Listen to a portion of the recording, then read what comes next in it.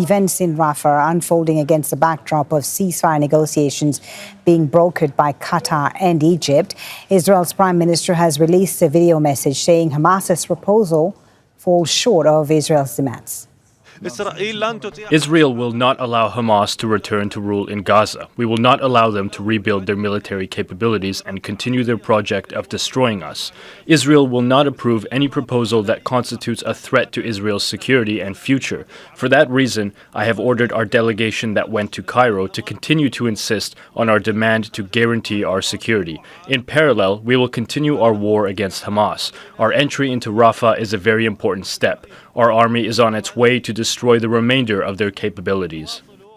Let's bring in Stephanie Decker in Amman, Jordan for us. Stephanie, what are we to make of these latest comments from the Israeli Prime Minister? Engagement in negotiations in Cairo, but also movement on the ground in Rafah. Is this more about domestic considerations in Israel? He's certainly trying to satisfy the two sides of pressure on him. Fully, just briefly to explain to you why we're reporting on Israeli politics from Amman. Our office has been closed after that Israeli government decision. They came and raided our office 2 days ago, our workspace, confiscating our equipment. So we could no longer report from there. That's why I'm talking to you from Amman.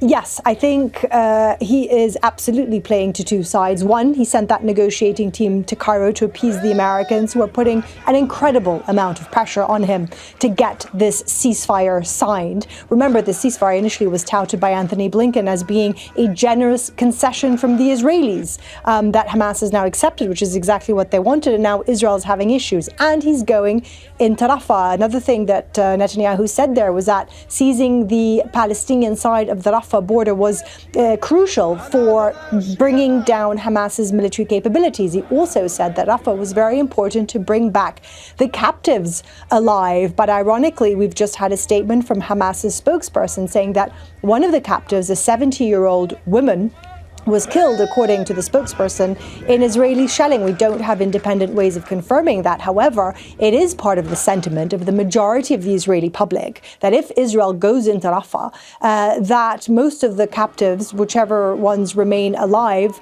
will be facing a death sentence. There will be very little, if any, that return alive. So we're going to have to wait and see. But yes, he is pushing on the ground in Rafah. He's at the same time now in Cairo with a delegation. Well, he isn't, but he has a team there negotiating. So we're going to have to wait and see, Folly, over the next couple of days, what's going to come out of that. Certainly the pressure is huge on him to get a deal. But just briefly, his right-wing ministers that are key to his political survival. Both of them in the last couple of hours have spoken, or tweeted at least, saying that the Rafah is essential and absolutely no deal should happen.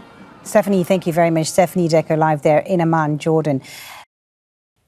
Make sure to subscribe to our channel to get the latest news from Al Jazeera.